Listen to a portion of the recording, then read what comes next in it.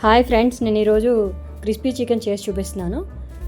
Chicken ముక్కలు breast piece ఇలా తీసుకుని చక్కగా నీట్గా కట్ చేసి పెట్టుకోవాలన్నమాట.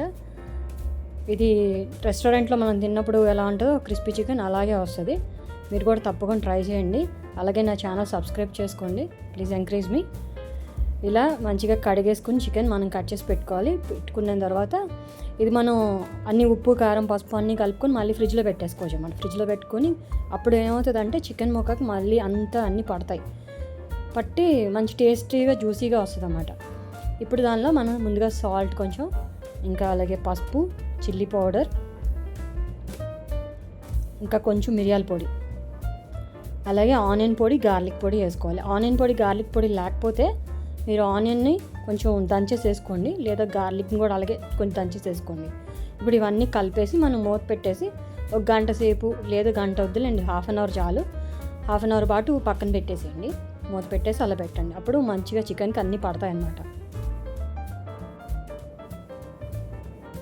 ఇప్పుడు ఇంకొక గిన్నె తీసుకుని మనం బ్యాటర్ తయారు చేసుకోవాలి. ఆ బ్యాటర్కి వచ్చి కొంచెం మైదా పిండి, కార్న్ఫ్లవర్, సాల్ట్, ఆనియన్ పొడి, గార్లిక్ పొడి వేసి 2 ఎగ్స్ కూడా కొట్టుకొని దానిలో వేసి బాగా కలుపుకోవాలన్నమాట.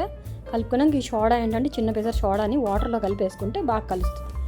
ఇప్పుడు దీన్ని మనం బ్యాటర్ కింద యూజ్ చేస్తాం అన్నమాట. అలాగే ఇది పైన కోటింగ్ కోసం ఇంకొక లేయర్ తయారు చేసుకుంటున్నాం. దీనికి వచ్చి మైదా, ఇంకా చిల్లీ పొడి, ఇంకా అలాగే సాల్ట్, కార్న్ఫ్లవర్ కొంచెం వేసుకుని కలుపుకోవాలి. కలుపుకుని దానిలోనే ఆనియన్ పొడి, గార్లిక్ పొడి కూడా వేసుకుని కలుపుకుంటే ఆ టేస్ట్ అనేది బయటకు కూడా మనకు బాగా తెలుస్తుంది అన్నమాట. ఆ లేయర్లు కూడా ఇప్పుడు ముందుగా కలిపి పెట్టుకుని చికెన్ ఉంది కదా, దాన్ని బ్యాటర్లో ముంచుకొని గట్టిగా పిండేయాలి. వాటర్ ఉండకూడదు, ఎక్సెస్ వాటర్. ఇప్పుడు అలాగే ఈ పొడి ఉంది కదా, ఆ పొడిలో బాగా దొర్లించుకుని గట్టిగా నొక్కాలి. అప్పుడు ఏంటంటే మనం బయట తిన్న చికెన్కి లేయర్లు వస్తాయి చూసారా పైన, అట్లా క్రిస్పీగా లేయర్లు వస్తాయి అన్నమాట. అలా చేసుకుని నూనె కొంచెం బాగా మరిగిన తర్వాత, అంటే ఒక మాదిరిగా మరుగుతున్న తర్వాత మనం కొంచెం సిమ్లో పెట్టుకుని దీన్ని మంచిగా వేయించుకోవాలన్నమాట. అప్పుడే క్రిస్పీగా వస్తాయి. మంచి గోల్డెన్ బ్రౌన్ వచ్చిన తర్వాత తీసి పక్కన పెట్టుకోండి.